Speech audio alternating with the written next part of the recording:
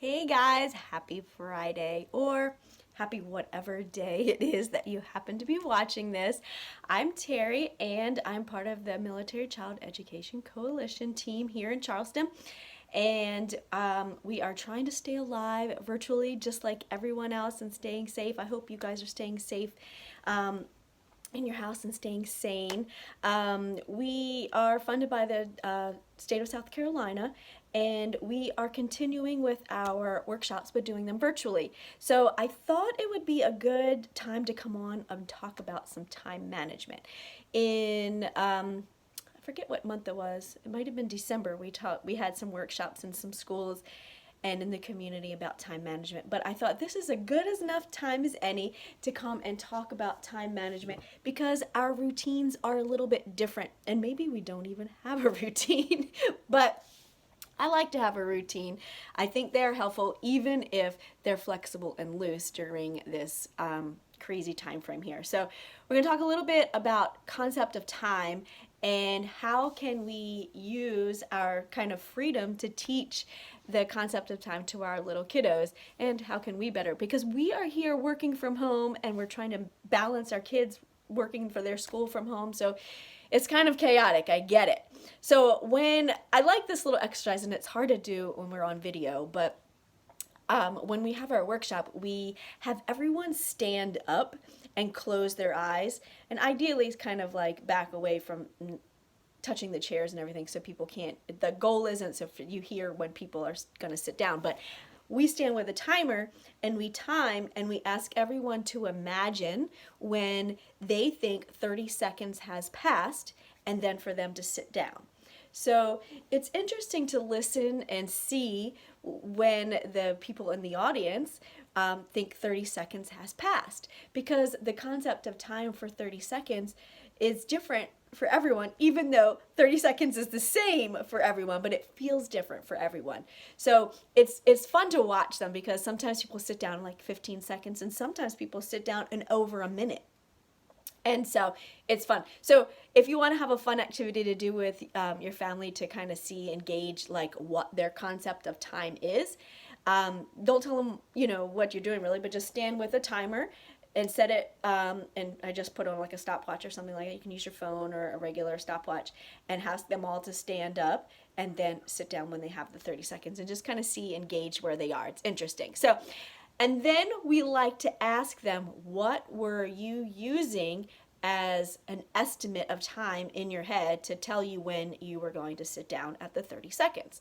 And we hear a range of things from people using the count 1 Mississippi, 2 Mississippi, 3 Mississippi, or when I first did it the first time, I used what I thought was I'd make my shake in the morning for my breakfast, and when I turn on the blender, I turn it on for 40 seconds. So I know during the 40 seconds, I can walk around the counter and go to the bathroom, then I can walk back into the pantry and throw something away, and then I can come back around, and I'm not walking really fast, so I can gauge it that way. Some persons told us they use the microwave when they do their eggs.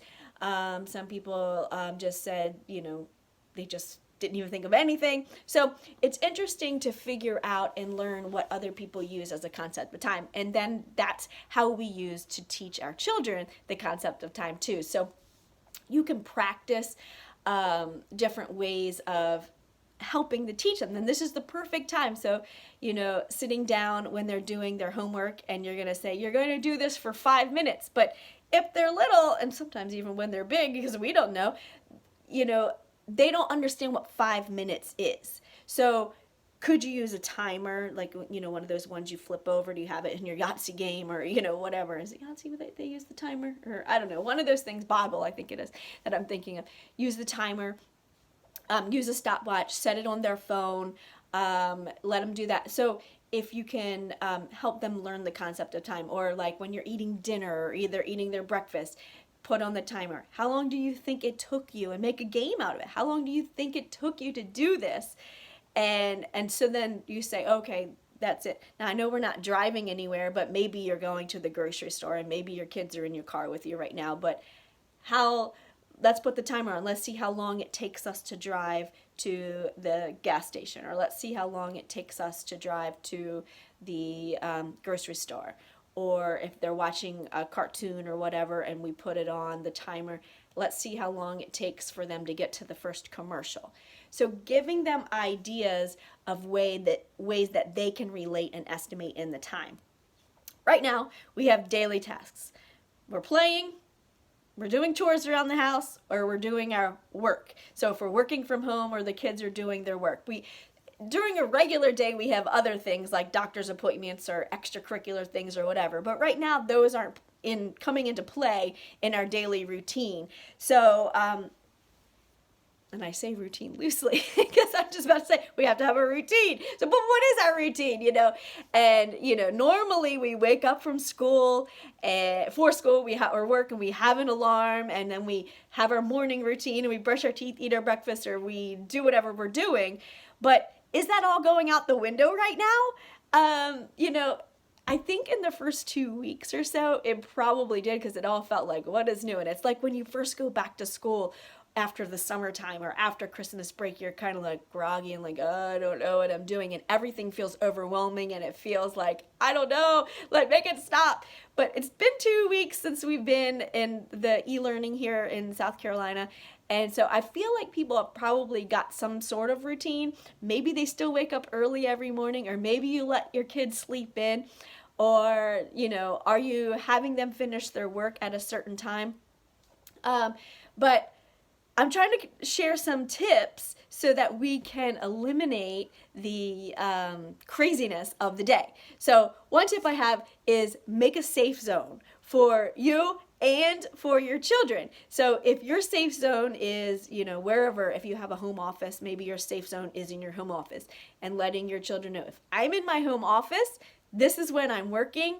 This is when you're not bothering me. You can't bang on the door, you can't scream, you can't do anything like that. My sister had her husband put a note on the door and he said, I'm in a meeting, don't knock. So, if you have to put notes out or whatever, and your kids can do the same. Is their safe zone, in their bedroom? Is that where their desk is? So have a safe zone, and in that safe zone, create a workspace and a homework zone or whatever. So that way they have all their stuff. They're not running around. Where's my pencil? Where's my this? Where's my that? When we come for the workshops, we bring, and I don't have it with me, Jamie has it, a homework box. What's in your homework box?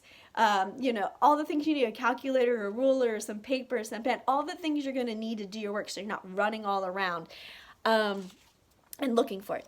Setting the business hours, making that routine. Now, your routine doesn't have to be, comparison is the thief of joy. If some, Pinterest mom is over there up at 6 o'clock and we're doing this, and that, but that's not your jive and you just want to use this time to catch up on sleep, then awesome, let's do that. But create the schedule and the business hours that start a little bit later. My son, he's 13, he was cute. He said, I think I've grown so much and I'm taller than you now because I'm getting so much sleep, because I'm not the mom that's waking up at 6 o'clock in the morning and having them do their work. So they're getting it done, but we're not on the 6 a.m. schedule. So prioritize. So you could do it the night before, or do it each morning. You could do it the night before and in the morning, but make a list of the top 3 things that you want to get done in that day and that you have to do, and prioritize them. What is the number 1 thing I need to get done? What is the number 2? And what is the number 3? You can have a list of 10, but make that top 3, put them at the top and prioritize them. So that way at the end of the day, you can go back and say, how did my day go? Did I accomplish what I wanted to accomplish? Was I successful? How did I feel? What could I do differently so that tomorrow I could get there? You don't have to beat yourself up about it and be like, crazy about it, but prioritizing. And Eat That Frog. If you haven't read that book, Eat That Frog, that's a pretty good book to learn and do prioritization. And that's doing the things that we least like to do them first so that they get done. Because have you ever noticed, the thing that you don't want to do, call for a doctor's appointment, or this kind of an easy thing is, but we always put it off. We don't want to do it. We don't want to do it. We don't want to do it. But then when we do it, it didn't take nearly as much time as the crazy story we created in our head, and we feel so much relief when it's done. So that's Eat That Frog. Personal development. This is a stressful time. And, sometimes I can let my mind go in a twirl. I don't know if that's, been like you, like, I'm never going to get out of the house. Everybody's driving me crazy, all of this crazy stuff.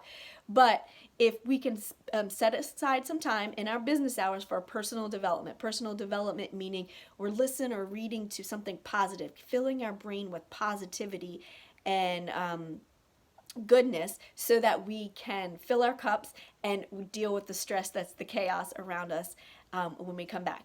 And also committing to some sort of fitness in your day, 30 minutes a day if you're going for a walk or a run, or if you have an exercise program or a calendar that you're following for that.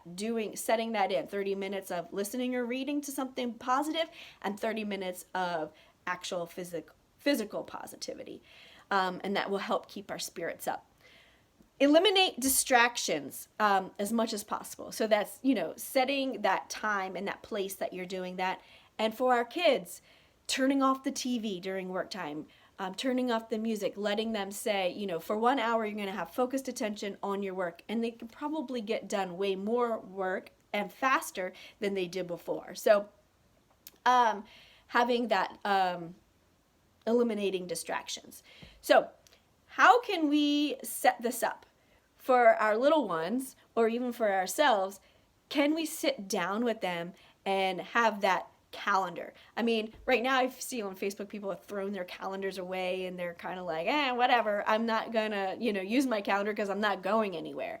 But could you use like a daily checklist or, write down like in the morning I want to accomplish this, in the afternoon, I want to accomplish these things. And then in the evening and night, I want to accomplish these things. They don't have to have a time schedule next to them, but like a checklist so that you're not constantly on your kids. Have you done this? Have you done this? Have you done this? Have you done this? So you could have a morning check-in, an afternoon check-in, and an evening check-in. Have you done your morning tasks? Have you done your afternoon tasks? Have you done your evening tasks? And then you could do that same thing for yourself and have a place on there for your top 10 list with that 3 at the top. That's the priority. So anyway, that's kind of like a little bit of concept of time management and things that we're working on. We have a time management workshop, and this is some pieces of the time management workshop and some things that Jamie and I both have been incorporating in our family at home. And what else? Rewards. Those are fun. So if you have something good at the end of the day or at the end of the week that, you can reward yourself with, like, I did all of this work and it's so awesome. And so awesome. Rewards don't always have to do with fun foods, even though it's really fun to bake right now and have yummy foods. But you could have just different rewards, like you can earn extra time on the TV, or you can earn extra time to, play a game or whatever, even though we're doing all of those rewards and we're getting crazy with them right now. But we have some awesome resources that we would love to share with you that we bring to our workshop. So if you are interested in getting any of the resources that we have, you can send us a private message or comment below with your email or whatever, and we can forward it over to you if you would like. When we ever get back out, we do, like I said, this is a time management workshop that we have, and we do in about 30 to 45 minutes. So I've condensed this into a short, under 15-minute thing because we don't have a whole lot of time to sit and watch videos. But if you would like to learn more and do more with the time management, it's really fun too. So anyway, I am Terry, and my partner is Jamie. And next week we are going to be coming on and talking about growth mindset and fixed mindset. So stay tuned for us. And if you, again, if you would like those resources, just shoot me or Jamie a message into the parent-to-parent Facebook Messenger page, or comment below with your email, and we'll send them over to you. I hope you guys have a safe and healthy weekend. Stay sane, and good luck. All right, bye.